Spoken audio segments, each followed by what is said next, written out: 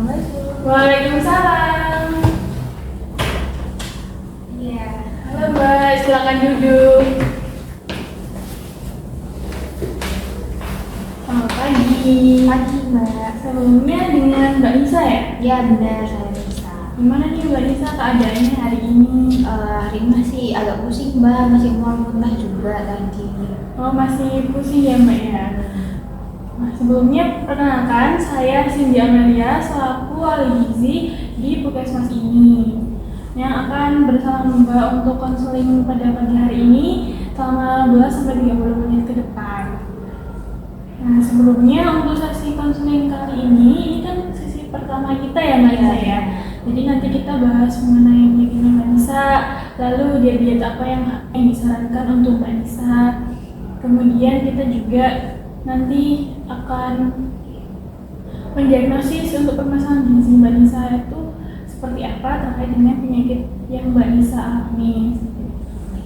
Nah ini Mbak Nisa masih 18 tahun ya? Iya benar Mbak. Ini udah lulus SMA atau bagaimana Mbak Nisa? Iya, saya udah lulus SMA lulus ya, jadi mahasiswi, masih alhamdulillah. baru Mbak, masih semester satu. Semester satu Iya. ya. Ini udah masuk kuliah berarti Iya ya? sudah. Gimana Udah sih? Ada pusing Mbak ya ternyata kuliah tuh, tapi seru. Seru ya, nanti makin seru lagi ya Mbak ya. Iya, makin pusing juga ya. Iya, tapi kesehatan tetap dijaga ya Mbak Nisa. Siap-siap. Nah Mbak Nisa ini mahasiswi ya, tinggalnya di rumah atau di asrama atau di kos? Iya, saya tinggal di asrama Mbak, deket kampus. Oh di asrama ya. Nah, ini dari diagnosis medis yang saya terima ini, Mbak Nisa ini menderita penyakit gastroenteritis akut ya, dengan dehidrasi sedang. Nah sebelumnya Mbak Nisa ini apakah mengetahui apa itu gastroenteritis? Oh iya, kalau nggak salah sih kemarin tuh kata dokter gastroenteritis tuh ada masalah sama lambung gitu ya Mbak ya? Iya benar sekali Mbak Nisa, ini sudah tahu ya mengenai penyakitnya. Nah saya perjelas kembali bahwa gastroenteritis itu adalah kondisi infeksi pada lambung dan usus Mbak Nisa. Jadi ini tuh terjadi karena infeksi bakteri seperti itu ya. Jadi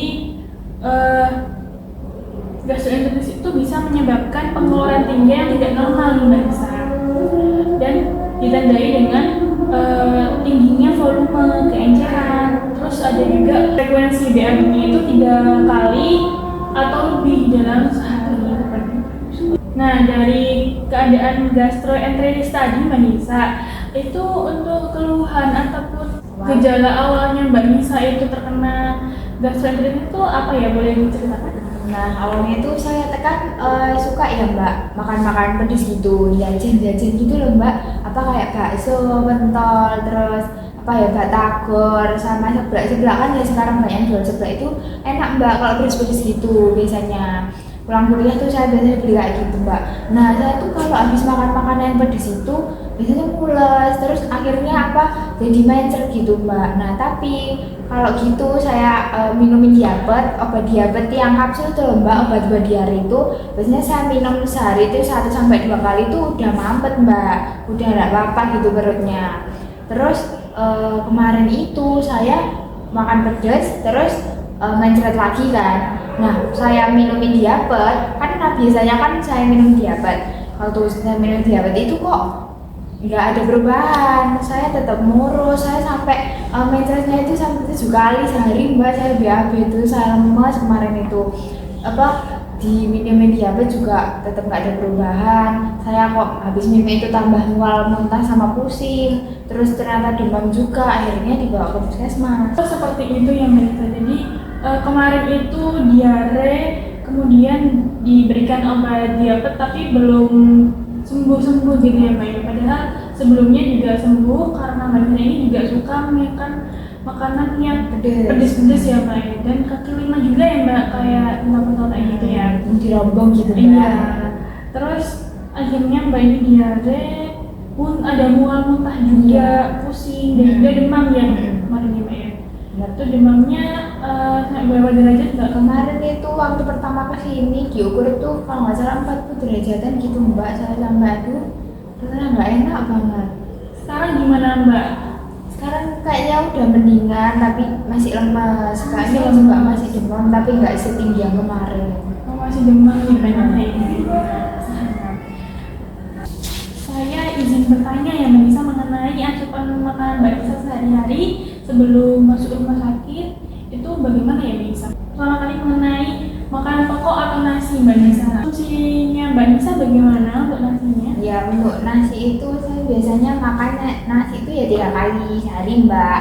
Terus kali makan itu kayak yang ini Mbak? kayak porsi kecil kok Mbak. Saya itu kalau makan nggak bisa banyak-banyak. Mungkin ini yang ya Mbak yang 100 gram ini beli 1 centong sampai 1,5 centongnya nasi yang di rice cooker itu loh Mbak.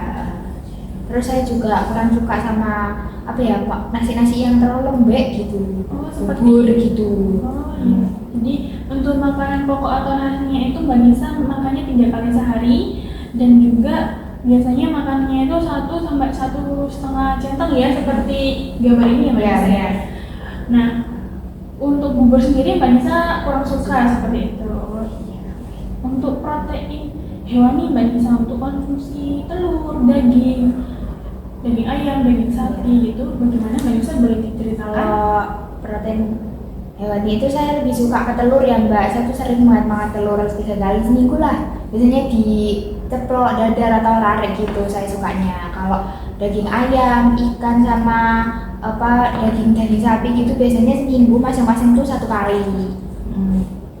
Oh iya baik, berarti untuk konsumsi protein hewani atau lauk hewani itu Mbak Nisa biasanya suka makan telur ya Mbak Nisa ya? Konsumsinya bisa 3 kali seminggu ya Mbak ya.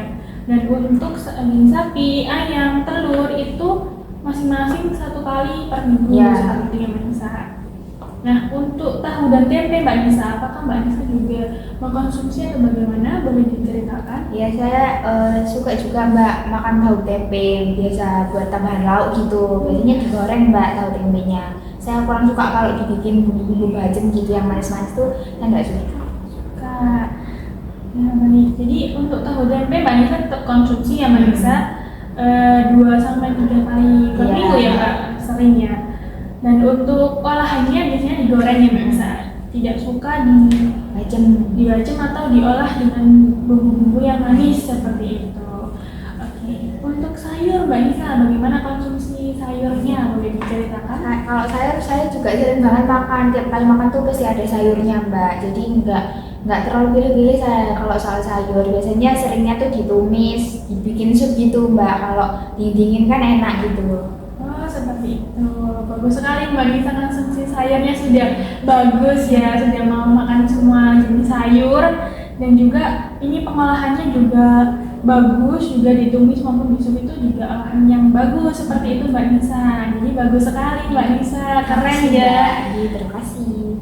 Jadi Mbak Nisa tetap dipertahankan untuk konsumsi sayurnya dan mungkin juga ditingkatkan lagi mungkin untuk olahannya bisa dikukus ataupun diolah olahan yang lainnya seperti itu. Nah untuk buah sendiri Mbak Nisa itu bagaimana konsumsinya? Kalau buah tuh saya lebih jarang sih Mbak, paling seminggu tuh cuma 1 kali. Soalnya saya tuh suka jajan itu loh, jadi dapatnya akhirnya makan buahnya jadi jarang. Oh seperti itu, jadi jarang mengkonsumsi buah ya Mbak Nisa ya. Untuk selingannya biasanya jajan-jajan begitu ya Mbak Nisa. Untuk minuman atau air putih, nah bagaimana konsumsinya? Kalau air putih itu saya biasanya sehari itu minumnya ya yang sebotol sedang aqua itu loh Mbak. Berapa ya itu? 600 ml ya? Sekitar segitulah sehari. Itu sehari Mbak? Iya sehari cuma itu. Iya. Jadi jarang minum air putih ya Mbak Nisa ya. Nah ini dapat saya simpulkan bahwa makanan utama Mbak Nisa ini cukup teratur 3 kali sehari dengan makanan utama ini nasi, kemudian lauk hewani lebih sering telur, juga konsumsi daging sapi, ayam, ikan, masing-masing 1 kali seminggu ya. Lalu untuk tahu dan tempe Mbak Nisa juga konsumsi 2-3 kali per minggu masing-masingnya. Dan untuk sayur Mbak Nisa semua sayur suka ya, makanya harus konsumsi seperti itu Mbak Nisa. Sedangkan kebuahannya ini cukup jarang ya Mbak Nisa ya. Dan air ini juga jarang seperti itu. Mungkin saya menyarankan kepada Mbak Nisa mohon izin untuk mengingatkan Mbak Nisa Iya, ya. nggak apa-apa Mbak. Ini untuk buahnya mungkin bisa ditingkatkan kembali Mbak Nisa. Oh, gitu. Karena kan kalau jajanan-jajanan tersebut itu kan biasanya beli ya Mbak? Iya, Atau beli bagaimana? biasanya di dekat asrama gitu Oh, Mbak. beli. Nah, itu kan kita tidak tahu yang Mbak ya pengolahnya Iya sih. bagaimana. Mungkin ada kontaminasi bakteri ya yang Oh, gitu. mengakibatkan penyakit. Nah, seperti itu mungkin dikurangi saja jajanannya, sedangkan selingannya itu bisa diganti dengan buah Oh. gitu. Untuk buah sendiri Mbak Nisa paling suka buah apa sih? Kalau suka tuh buah yang banyak airnya itu Mbak, kayak semangka, melon. Saya nggak suka pisang. Nggak suka aja. Kalau yang berair itu segar gitu ya Mbak Nisa ya? Bener banget. Oh iya, mungkin nanti konsumsi buah-buah seperti ini yang berair seperti semangka itu bisa ditingkatkan Mbak Nisa ya, kan sudah banyak buah potong ya di supermarket, mungkin bisa dibeli dan itu nggak perlu beli per buah gitu ya Mbak Nisa. Hemat gitu ya. Iya, terus minumannya juga mungkin bisa ditingkatkan kembali Mbak Nisa. Nah, untuk minumannya ini per orang ini sekitar 8 gelas per hari Mbak Nisa. Mungkin bisa pakai gelas mungkin bisa pakai yang ini atau yang ini Mbak Nisa. Oh, Biasanya kalau di asrama itu pakai gelas Biasanya pakai cangkir kayak gini loh Oh, Mbak. yang ini berarti sekitar 290 ml ya Iya. Mbak Nisa, itu bisa 7 kali aja boleh. Oh. Nah, kemudian ini saya sudah mendapatkan data recall 24 jam Mbak Nisa ya. Kemarin sudah dihitung gitu ya Mbak Nisa. Untuk asupan orangnya Mbak Nisa ini secara keseluruhan masih belum cukup nih Mbak Nisa. Ya, ini untuk energinya, energi, protein, lemak, dan karbohidrat ini masih defisit berat Mbak Nisa.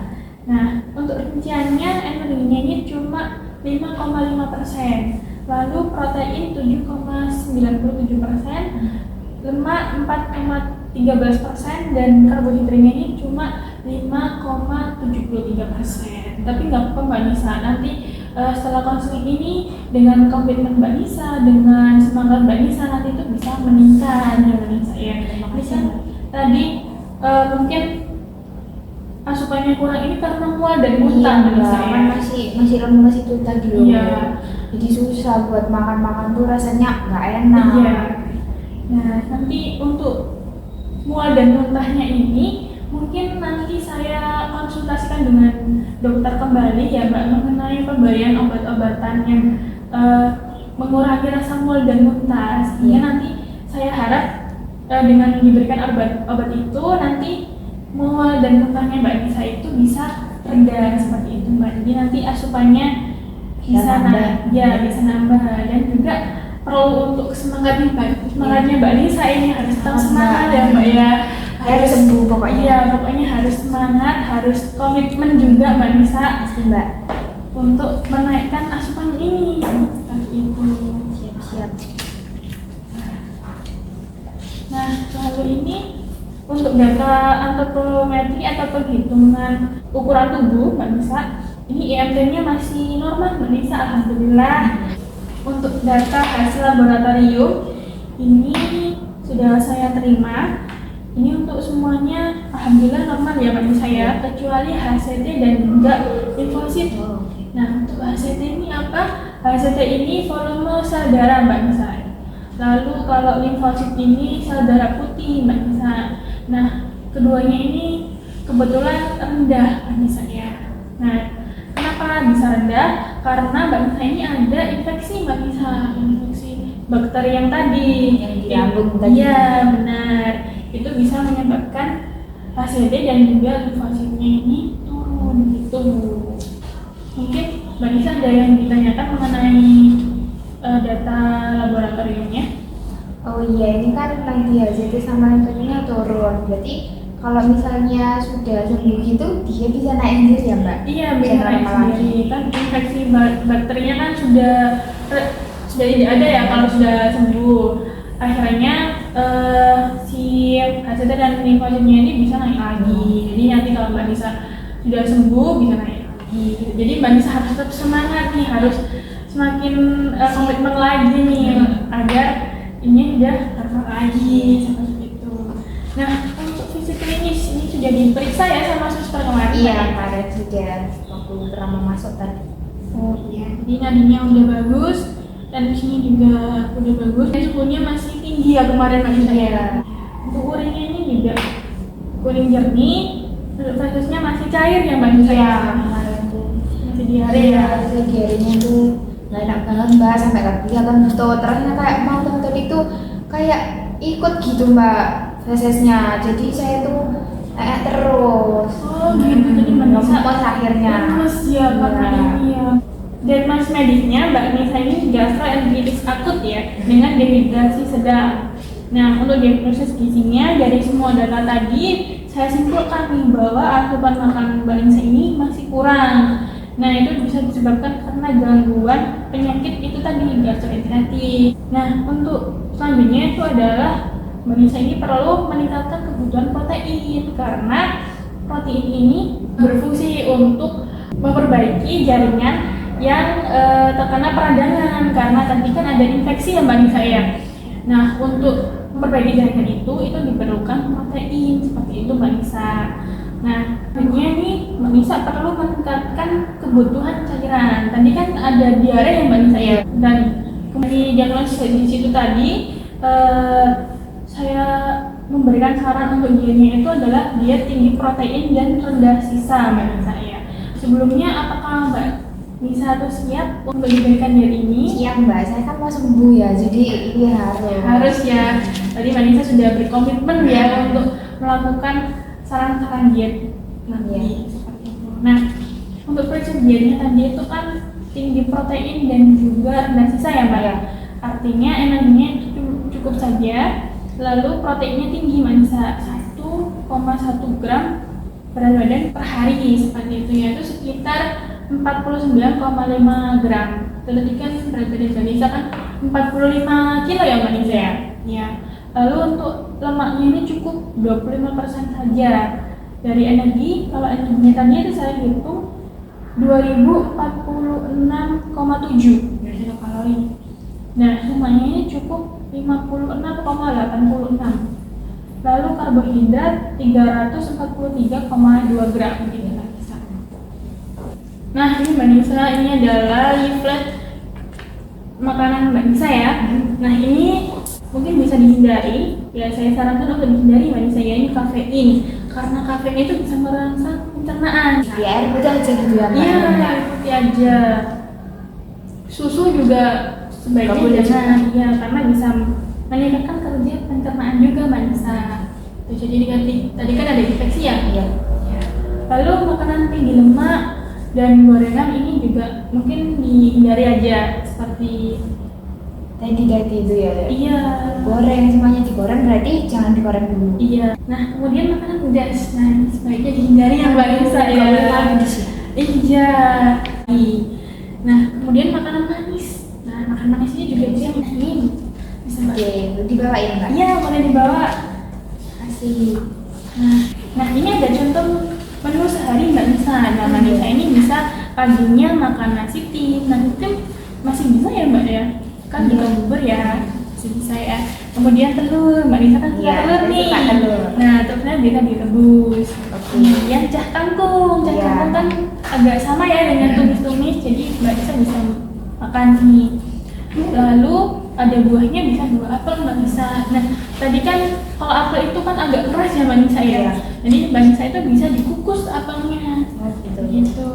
Kemudian minumnya bisa air putih saja. Selingannya bisa dipanggang Mbak Nisa, kan enak ya. Boleh dikasih selai juga boleh. Boleh ya, Mbak? Boleh. Kalau makan siang bisa pakai nasi tim juga, bisa ayam rebus, tahu pepes, sayur bayam, kemudian air putih saja. Oke. Untuk selingan bisa puding labu. Dan malamnya juga bisa nasi tim, lalu tahu rebus bumbu, kemudian sayur sup, daging sapi, dan juga air putih. Oh, iya. Nah, untuk contoh menunya tadi Mbak Nisa, apakah ada yang mau didiskusikan? Kalau misalnya mau makan buah gitu bisa apa setelah atau sebelum makan gitu mbak bagusnya? Oh, bagusnya boleh sesudah, boleh sebelum sih Mbak. Karena kan ini sumber vitamin ya Mbak ya, jadi tidak ada tidak ada komplikasi juga nih sama makanan utamanya, boleh sebelum makan, boleh sesudah. Tapi kalau misalnya sesudah itu bisa sekalian untuk cuci mulut Mbak Nisa. gitu Jadi ya. tidak, iya, jadi Seringnya tidak, semudah ya Mbak. iya benar. Jadi nggak perlu untuk makanan jajanan-jajanan lagi, bisa makan buah saja seperti itu. Nanti kalau buahnya saya taruh di selingan gini nggak apa-apa Mbak? Selingannya saya ganti buah gitu, makan buah Iya, doang gitu. boleh. Mungkin nanti buahnya bisa di jus atau di Potong aja puree, gitu. iya, atau dibikin smoothie itu Oh. juga bisa. Kan itu kan enak juga ya Ah. Mbak Nisa ya, apalagi itu cair. Tuh. Nah, ini Kita bisa boleh. dibawa. Oh iya. Makasih ya, Mbak. Sama-sama. Nah, dari semua sesi konseling kita hari ini, untuk kesimpulan yang bisa Mbak Nisa ambil itu seperti apa? Mungkin dari Mbak Nisa yang Mbak Nisa pahami, mungkin bisa diceritakan. Jadi dari asupan saya tadi kan yang perlu diperbaiki itu untuk konsumsi buahnya ya Mbak. Jadi saya harus lebih sering lagi makan buah, apalagi menjadikan buah sebagai makanan selingan gitu ya Mbak ya. Terus saya juga harus mengurangi makanan-makanan yang digoreng gitu olahannya, soalnya nanti makanan yang tinggi lemak tadi bisa memperberat kerja lambung dan usus ya. Terus saya juga yang paling penting nggak boleh makan pedes lagi ya Mbak. Mungkin dihindari saja. Oh Mbak. iya. Saya sarankan dihindari.